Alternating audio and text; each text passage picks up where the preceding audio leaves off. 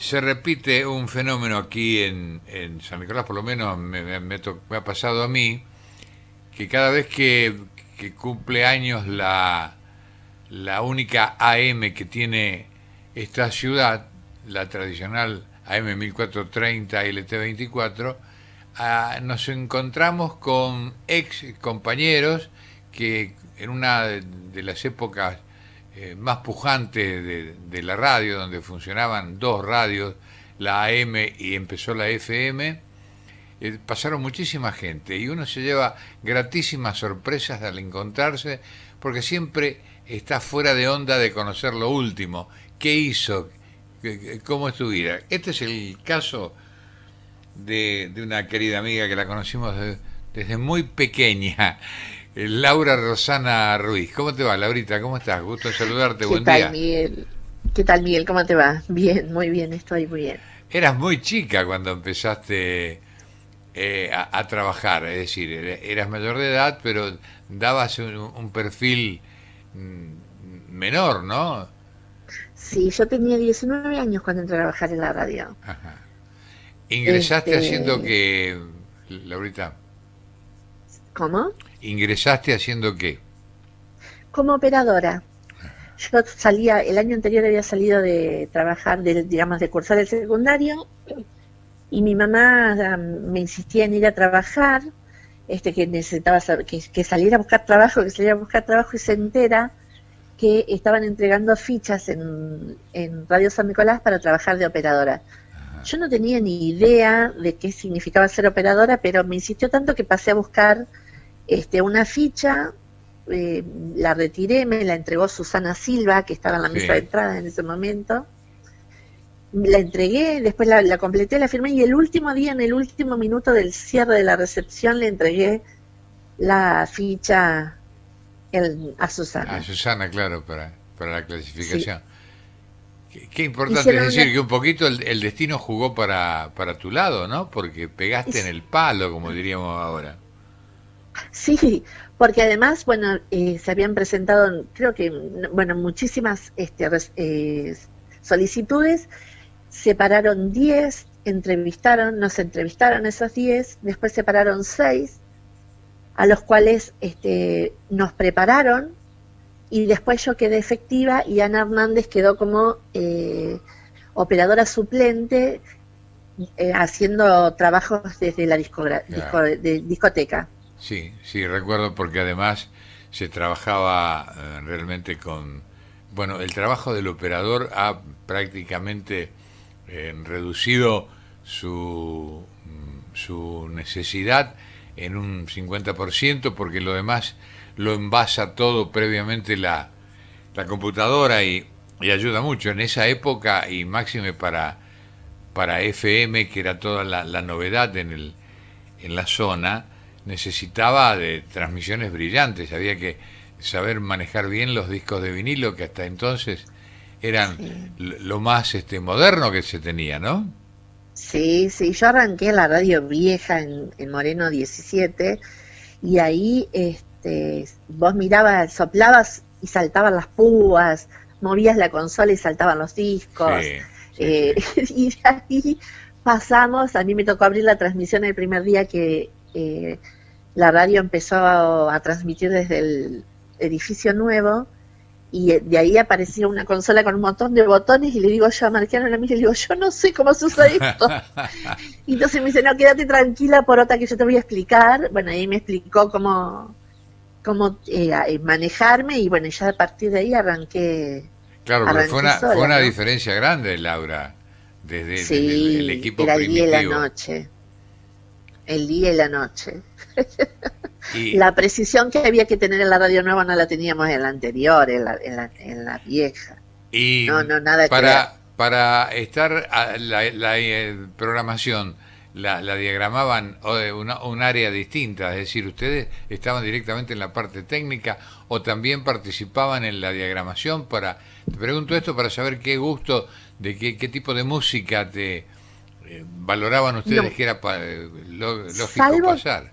era en muy pocos momentos, cuando alguien faltaba, por ejemplo, de los programas que eran vendidos de afuera, faltaban quienes venían a hacerlo, entonces ahí el operador tomaba la decisión de poner música, pero si no, siempre la programación la bajaron de discoteca, Ajá. en AM por lo menos, ¿eh?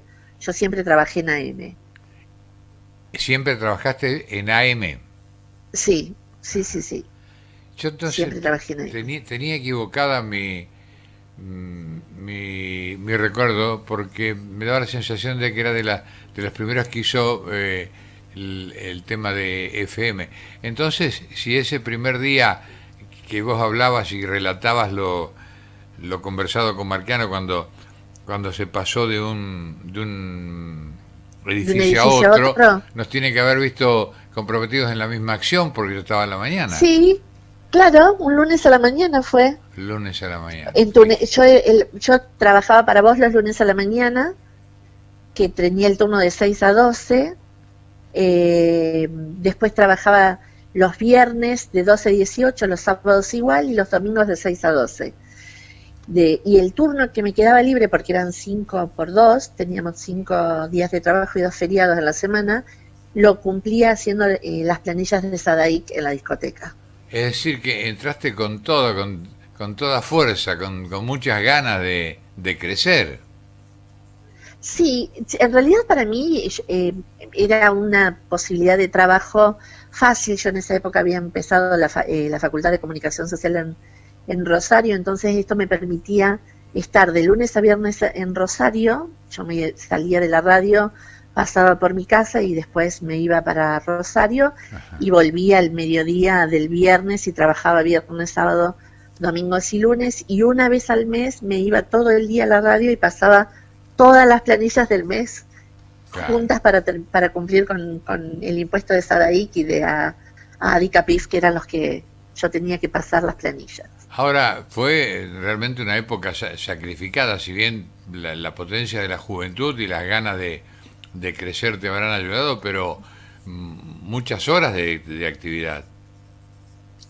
Sí, pero era una época en la que yo no sé cómo habrá sido antes o después la radio, pero en esa época empezó a entrar muchos compañeros jóvenes Sí, y se había armado un lindo grupo, y yo en ese momento hice muchos amigos en la radio y me sentía muy bien porque además era una de las pocas mujeres que había, entonces siempre me sentí muy cuidada y muy mimada ahí adentro, sí, ¿no? Por sí. mis compañeros, ¿eh? Que, Que siempre... eh, en líneas generales tuvo esa gran virtud, esa etapa. Yo recuerdo, ahí está, vos hablabas para esa época que habían ingresado varios de la misma generación. Y ujú. eso yo se lo comentaba a René Cotini, que ha hecho un libro muy interesante, lo hizo el año pasado con motivo de los 50 años, y en los trazos que él menciona, yo le decía, acá hay evidentemente dos generaciones ya en esta radio, los que empezamos en el 69 y los que empezaron ahora. Era el advenimiento prácticamente de la FM también, ¿no? Entonces se veía con Claro, muchas claro. expectativas, claro. En esa época, después de mí, había ingresado Bondaruk, había ingresado Alejo Cuevas, los chicos Poli, Sí, eh, eh, eh, co- eh, este muchacho que falleció, Ariel Rubén, Sánchez también. Bueno, un montón de chicos jóvenes digamos, se había formado un lindo grupo. Fernando Sarjanovic, sí, que claro, ya estaba en la radio, pero que había pasado a FM y también formaba parte de nuestro grupo. Y lo bueno también es que logramos extender esa camaradería que había entre los operadores a los locutores también. Fue una época donde no sé si vos te acordarás, nos reuníamos a celebrar el Día del Locutor, el Día del Operador, nos todo, juntábamos para la fiesta de la radio. siempre. Después Este, tenía mucha participación, fundamentalmente los más jóvenes, en los certámenes radiales que había también, anualmente, ¿no? también, aparte se produjo un cambio de pasar de ser solamente campeonatos de fútbol a ser las Olimpiadas Interradiales, que sumaron vóley, paddle, maratones. Entonces también muchos jóvenes y las mujeres también empezamos a tener participación en los Claro. interradiales. Hubo una integración, digamos. Exactamente, sí. Laura, Ensayábamos. antes de avanzar más en este tema de la radio, contame cómo fue tu experiencia en la facultad, era Facultad de Comunicaciones, me dijiste, ¿verdad? Sí, a la Facultad de Comunicación. Ajá. Sí, yo hice unos años porque después me, casé, puse un negocio allá de diseño gráfico y bueno, yo no tenía experiencia comercial, así que cuando uno pone un negocio tiene que hacerse cargo y es como un Claro. hijo más y bueno, tuve que dejar y después ya a los 8 años a los 7 años nació mi hijo, nació con una cardiopatia, entonces también tuve que dedicarme a ser madre un tiempo hasta Ajá. que mi hijo se puso bien y bueno, y después ya después me alejé de Ahora, todo eso el y me diseño, atravesó el arte. el diseño gráfico, a mí Ujú. me resulta apasionante, no, no conozco absolutamente nada, pero veo que con el avance de la tecnología ha aumentado paralelamente el ingenio y de acá en la Argentina tenemos mucha gente muy capaz. Por Sí, ejemplo, el diseño de arte y la animación, ¿verdad? sí, Han sí. logrado cosas Bueno, muy interesantes. ¿Coincidís conmigo? sí, sí. Cuando nosotros pusimos el negocio, que fue en el año 92, la mayoría de la gente no tenía computadoras para trabajar. Ajá. La mayoría trabajaba con una empresa, la empresa de la manzanita, Sí, y que eran equipos caros. Entonces, normalmente no había posibilidades de acceder a esos equipos porque por la diferencia de cotización entre el dólar y el peso. sí, Cuando surge la paridad 1:1 en el gobierno de Menem, en los 90, claro. ahí, ahí empezaron a aparecer y abaratar mucho los costos. Pero nosotros trabajábamos con la otra empresa, con programas que se manejaban con la otra empresa, que permitía que la mayoría de los chicos que tenían esa computadora en su casa podían acercarnos a los trabajos.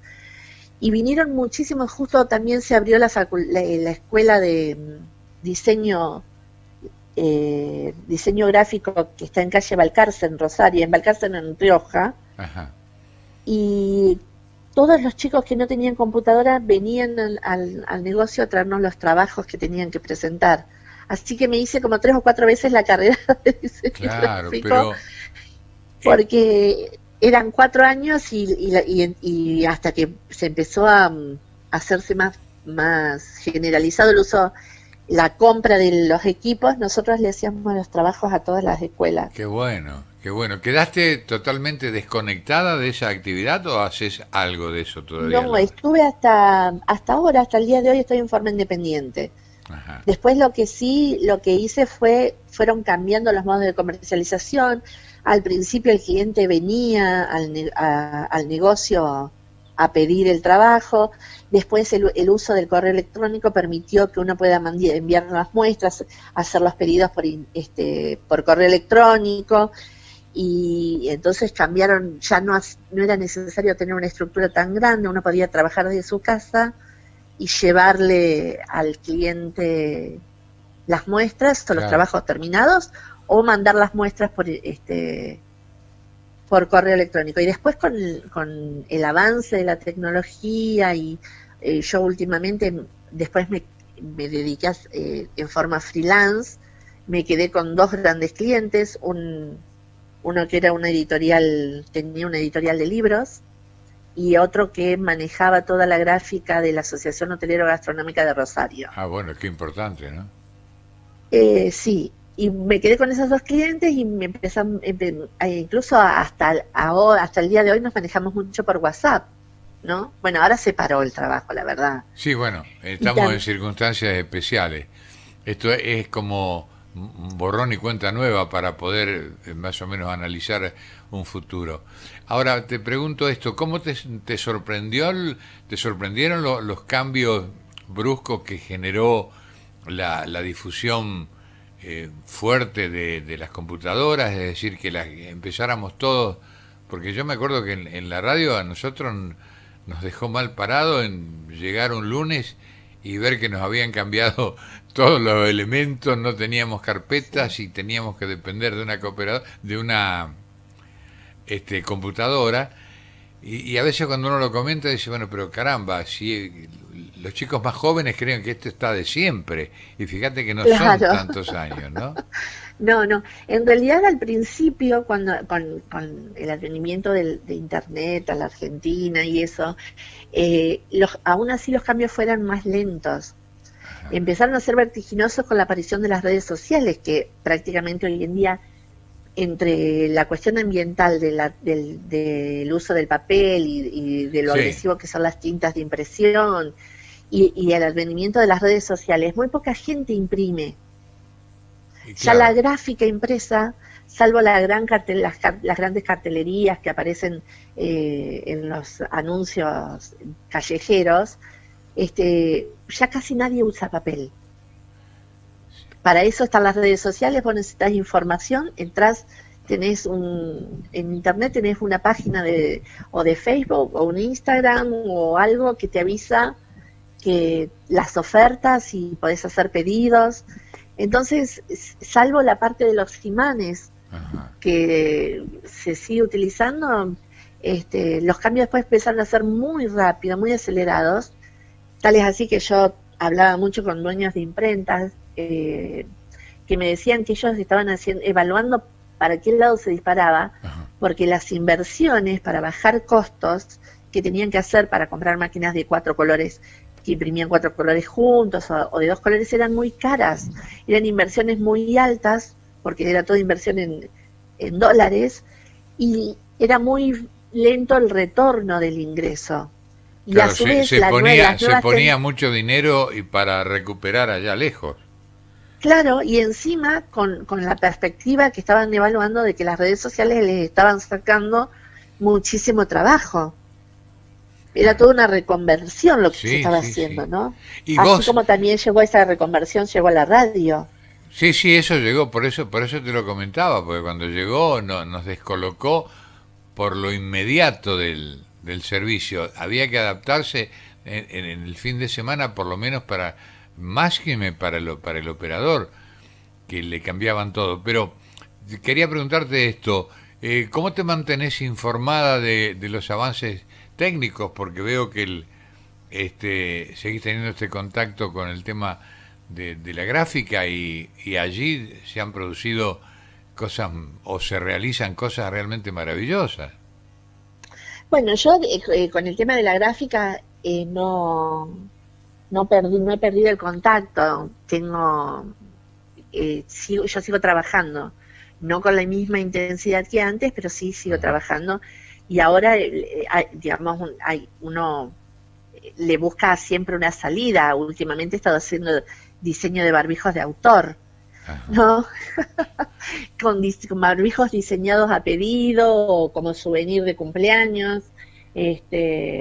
Bueno, y aparte porque eso también es algo que a mí me gusta y me interesa. Además, yo tengo 55 años, ¿no? Cuando cumplí 50, uno es como que medio siglo es la mitad de mi vida. Yo pienso vivir hasta los 108, así que digo, bueno, voy a proyectar la segunda mitad de mi vida. Y cuando uno analiza el recorrido que hace, a mí yo vengo atravesada por el arte desde chiquita. Yo Qué lindo. estudiaba dibujo y pintura cuando era chica, me encantaba eh, actuar en las obras de teatro que hacía en el colegio. Bueno, después pasó toda la parte seria, me casé, pero trabajé 8 años en radio. Cuando me pude liberar un poco, digamos, de todo lo que es toda la parte seria, porque después me separé, mi hijo ya está grande, volví a estar atravesada por el arte. Otra vez sigo con la gráfica, durante toda la vida hice los cumpleaños de mi sobrino casi escenográficos, Qué bueno. los de mi hijo también, empecé teatro, A ver, en, antes de que avance en la enumeración, hay cosas interesantes. Quería saber esto. ¿Sos de diseñar a partir de ideas propias? Eh, te, ¿Te reflejás en la actividad de gente de muy buen nivel en la gráfica, pero sin perder por eso la posibilidad de poner el toque muy particular del autor? ¿Así te estás manejando en este momento de tu Mira, vida? tengo como dos tendencias. Una es cuando a mí me dicen, hacé como vos quieras, como a vos te parezca. Y la otra es cuando tengo que seguir las directivas de los clientes. Ajá. Entonces, si un cliente necesita algo en particular, vemos cuál es el mensaje que quiere hacer, qué es lo que quiere resaltar y dónde quiere poner el énfasis. Y Al, si me dan imagen o no. claro. Como al Y de pasar, recién me decías que en la enumeración es muy buena esa apuesta que hiciste hasta los 120, ¿cuánto? 108, Ah, no, 108. 105, Bueno, yo te hasta estaba los regalando. 105. Bueno, eso es muy positivo, usarlo como método de vida. Pero quería decirte esto, en la enumeración dejaste traslucir el que siempre te había gustado lo del teatro, porque lo hacías desde chiquita y se llegó una etapa de tu vida en que realmente estás haciendo teatro. Sí, vos sabés, yo siempre fui de tener muchos intereses. Hay muchas cosas que me gustaron, que me gustan en la vida. Y esto es como un defecto. Cuando a uno le gustan muchas cosas, cuesta enfocarse, ¿no? Ajá. Y en el año 2011 yo vi me enamoré de un guión de una serie que pasaba, una telenovela que pasaban por televisión, y se me ocurrió que tenía que hacer una telenovela, ¿no? Ajá. Y empecé a averiguar, y yo un día pensé, digo, ¿yo cómo voy a hacer una telenovela si yo nunca estuve en la televisión del otro lado? No sé, nunca escribí un guión, nunca actué, actuaba cuando era chica. Y entonces empecé a estudiar eh, dramaturgia, estudié producción, Ah, qué bien. empecé a bajarme los convenios colectivos de trabajo de los programas de televisión para evaluar los costos, hasta que vi cuánto salía hacer una novela. Entonces ahí Ajá. dije, bueno, listo, esto no es para mí. Pero me quedó todo ese saber y lo único que me faltaba era actuar, saber cómo se actuaba. ¿Y Y ahora? me apareció a todo esto en forma de capacitaciones en forma gratuita. Es como que eso es algo que fluyó en mi vida y me aparece un aviso de que en Rosario estaban por formar el circuito interbarrial de teatro, el elenco en el distrito centro. Ajá. Me anoté y empezamos a tener una preparación, una capacitación actoral que armó una obra y después salimos en forma gratuita a recorrer los medios de las comisiones vecinales, los clubes, Ah. los centros, Comenzaron a hacerse conocer entonces, salieron sí, de la y de oficina. forma gratuita, porque es un programa de la municipalidad que es políticas públicas para la gente. Somos actores, vecinos actores y actrices que ponen en escena gratuitamente obras para que la Qué gente de los bien, barrios, para llevar el teatro a los barrios. qué Eso bien, qué es la bien. idea. Es una muy linda idea y hemos tenido una muy linda experiencia por la respuesta de la gente. La gente no está muy acostumbrada a ir al teatro, salvo que sean obras de actores y actrices reconocidos en Buenos Aires y con renombre, que entonces sí va a haber obras al teatro. Pero es muy poco el apoyo que se le da por lo menos yo hablo de Rosario, no hablo de acá, ¿no? Hay un gran número de elencos independientes y es muy poco el apoyo que se tiene. Y esto era una forma de acercar el teatro a la gente. Nosotros hemos trabajado para carpas con chicos en las vacaciones de invierno, los carnavales, Ajá. hemos participado en otras obras de otros elencos independientes, y una vez al año hacíamos una presentación en un teatro oficial y a todas luces que fue el Teatro La Comedia. Qué lindo. Y eso estuvimos 3 años con una obra de Discépolo que se llamaba Cremona, se llama la obra Cremona, y ahora estábamos preparando otra que es el Burgués Gentilhombre de Molière, pero nos tomó por sorpresa la cuarentena. Digamos que se tomaron unas vacaciones prolongadas, si Dios quiere ya la próxima En temporada. en realidad vacaciones no son, porque tenemos clases por Zoom, encuentros por Zoom, Ajá. donde la profesora nos da ejercicios que nosotros hacemos en nuestras casas, se sube al grupo y después ella da una devolución. Vos sabés que fue muy ingenioso esto que se comenzó a poner en práctica, bueno, hablamos de nuestro país, ¿no? Esto de entrar a través de las redes con una obra de teatro, y ha habido varias puestas. En San Nicolás, justamente la semana anterior, tuvo la posibilidad de una obra grabada un tiempo antes de que comenzara todo este problema del virus, y fue proyectada en uno de los canales de YouTube el fin de semana anterior. El 10, mira, yo no me enteré. Sí, a las 8 de la noche creo que era el horario exactamente. Y eso lo están poniendo en este momento con fines comerciales los actores que vivían de la actuación y se han quedado sin nada hace más de 7 meses. Claro, claro. Es decir, que hay posibilidades, y en lo creativo más todavía. Bueno, a ver si te podemos ver en algún momento, si salen de la zona de Rosario, cuando todo esté normalizado, hacen una actuación en San Nicolás. Sí, habría que verlo. Tuvimos una posibilidad de que nos habían invitado a participar acá, con una empresa que acordaba que nos pagaban el viaje, el seguro, porque en realidad el problema más grave es el tema del seguro. Sí. Y se demoraron en darnos el permiso, y bueno, cuando pero todo puede ser, Laurita. Sí, hay todo que puede esperar, ser. hay que seguir perfeccionándose. Eso, vos me decías, ¿y qué podemos hacer? ¿A vos te pareció mucho cuando te dije, mirá, vamos a charlar tantos minutos aproximadamente? A mí me falta tiempo.